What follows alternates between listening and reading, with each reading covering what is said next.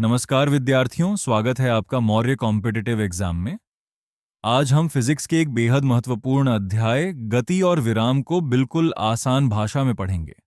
अगर आप SSC, railway, police, UPSI, Bihar exam, CET या किसी भी कॉम्पिटिटिव एग्जाम की तैयारी कर रहे हैं तो यह वीडियो आपके लिए बहुत ज़रूरी है। आज हम सीखेंगे गति क्या है, विराम क्या है, चाल, वेग और त्वरण में अंतर, दूरी और विस्थापन ग्राफ और गति के समीकरण। तो वीडियो को अंत तक जरूर देखिए क्योंकि ये चैप्टर एग्जाम में बार बार पूछा जाता है। Important point, motion chapter competitive exams में फ्रिक्वेंटली आस्क्ड है। सबसे पहले समझते हैं आखिर विराम और गति क्या होते हैं। स्लाइड 2। विराम रेस्ट और गति मोशन। यदि किसी वस्तु की स्थिति समय के साथ बदलती नहीं है तो वह विराम रेस्ट में होती है, जैसे टेबल पर रखी किताब। लेकिन यदि वस्तु की स्थिति समय के साथ बदलती है तो वह गति मोशन में कहलाती है, जैसे चलती हुई कार या उड़ता हुआ पक्षी। इंपॉर्टेंट पॉइंट, रेफरेंस पॉइंट बहुत जरूरी है।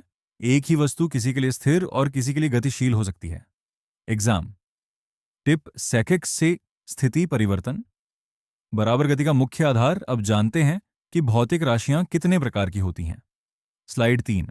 भौतिक राशियां, फिजिकल क्वांटिटीज। फिजिक्स में दो प्रकार की राशियां होती हैं। एक अदिश राशि, स्केलर क्वांटिटी, जिसमें केवल परिमाण होता है, उदाहरण दूरी, समय, चाल, तापमान। दो सदिश राशि, वेक्टर क्वांटिटी, जिसमें परिमाण और दिशा दोनों होते हैं, उदाहरण विस्थापन, वेग, त्वरण, बल। इंपॉर्टेंट पॉइंट, स्केलर बराबर कितना, वेक्टर बराबर कितना, प्लस किस दिशा में। एग्जाम क्वेश्चन है, चाल अदिश है या सदिश। आंसर अदिश राशि। अब समझते हैं मोशन चैप्टर का सबसे इंपॉर्टेंट टॉपिक, दूरी और विस्थापन। स्लाइड 4। दूरी और विस्थापन।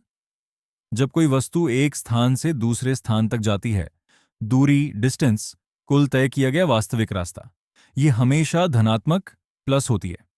विस्थापन, डिस्प्लेसमेंट, प्रारंभिक और अंतिम बिंदु के बीच की सीधी दूरी, यह धनात्मक, ऋणात्मक या शून्य हो सकता है। Important formula concept, distance, displacement. Exam trick, सीधा रास्ता बराबर विस्थापन। अब बात करते हैं चाल यानी स्पीड की। स्लाइड 5।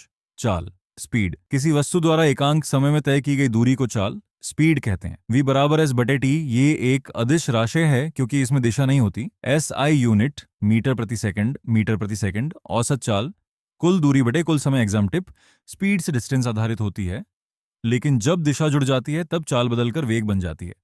स्लाइड 6। वेग, वेलोसिटी, किसी वस्तु द्वारा एकांक समय में किसी निश्चित दिशा में तय किया गया विस्थापन वेग वेलोसिटी कहलाता है। v बराबर डिस्प्लेसमेंट बटे टाइम। वेग एक सदिश राशि है क्योंकि इसमें दिशा होती है। इंपॉर्टेंट डिफरेंस, स्पीड, एरो दूरी आधारित वेलोसिटी, विस्थापन आधारित। एग्जाम ट्रिक, डायरेक्शन जुड़ी बराबर वेलोसिटी। अब बात करते हैं वेग परिवर्तन की दर यानी एक्सेलरेशन की। स्लाइड 7। त्वरण, एक्सेलरेशन, किसी वस्तु के वेग परिवर्तन की दर को त्वरण, एक्सेलरेशन कहते हैं। a बराबर v माइनस यू बटे टी। यदि वेग बढ़ता है तो धनात्मक त्वरण होता है, यदि वेग घटता है तो ऋणात्मक त्वरण या रिटार्डेशन कहलाता है। SI यूनिट, मीटर प्रति सेकंड वर्ग। एग्जाम टिप, एक्सेलरेशन बराबर वेलोसिटी चेंज। अब समझते हैं समान गति और असमान गति। स्लाइड 8। एक समान और असमान गति। यदि वस्तु समान समय में समान दूरी तय करे तो उसे एक समान गति कहते हैं, लेकिन यदि समान समय में अलग अलग दूरी तय करे तो उसे असमान गति कहते हैं। एग्जाम्पल, हाईवे कार बराबर यूनिफॉर्म मोशन ट्रैफिक रोड बराबर non uniform motion. Exam point, समान दूरी बराबर समान गति। अब समझते हैं वृत्तीय गति। स्लाइड 9। एक समान वृत्तीय गति, जब कोई वस्तु वृत्ताकार मार्ग पर समान चाल से चलती है तो उसे एक समान वृत्तीय गति कहते हैं। हालांकि चाल समान रहती है लेकिन दिशा बदलती रहती है, इसलिए यह त्वरित गति कहलाती है। इंपॉर्टेंट फॉर्मूला, v बराबर 2 पाई r बटे T. Exam question, uniform circular motion accelerated क्यों होती है? क्योंकि दिशा बदलती रहती है। अब देखते हैं शून्य विस्थापन क्या होता है। स्लाइड 10। शून्य विस्थापन, यदि कोई व्यक्ति गोल मैदान का पूरा चक्कर लगाकर उसी स्थान पर वापस आ जाए तो दूरी तो होगी लेकिन विस्थापन शून्य होगा। इंपॉर्टेंट पॉइंट, इनिशियल पॉइंट बराबर फाइनल पॉइंट तो डिस्प्लेसमेंट बराबर शून्य। एग्जाम ट्रिक, राउंड ट्रिप बराबर जीरो डिस्प्लेसमेंट। अब ग्राफ समझते हैं क्योंकि एग्जाम में ग्राफ से सवाल जरूर पूछे जाते हैं। स्लाइड 11। दूरी समय ग्राफ, डिस्टेंस टाइम ग्राफ में सीधी रेखा, समान चाल कर्व, असमान चाल। मोस्ट इंपॉर्टेंट पॉइंट, ग्राफ का ढाल स्लोप चाल दर्शाता है।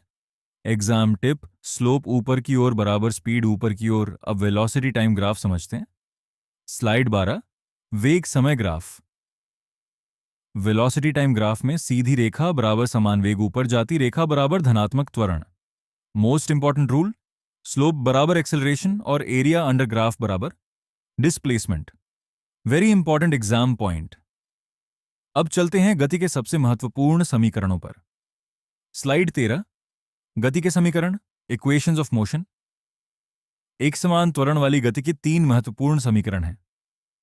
रिमेंबर सिंबल्स, u बराबर प्रारंभिक वेग v बराबर अंतिम वेग, a बराबर त्वरण, t बराबर समय, s बराबर दूरी स्लैश विस्थापन। एग्जाम टिप, t बराबर समय, s बराबर दूरी स्लैश विस्थापन। Exam tip, equations of motion हमेशा एग्जाम फेवरेट होते हैं। अब एक इंपॉर्टेंट कॉन्सेप्ट, गति और विराम सापेक्ष क्यों हैं? स्लाइड 14, गति और विराम सापेक्ष हैं। गति और विराम सापेक्ष न रिलेटिव हैं।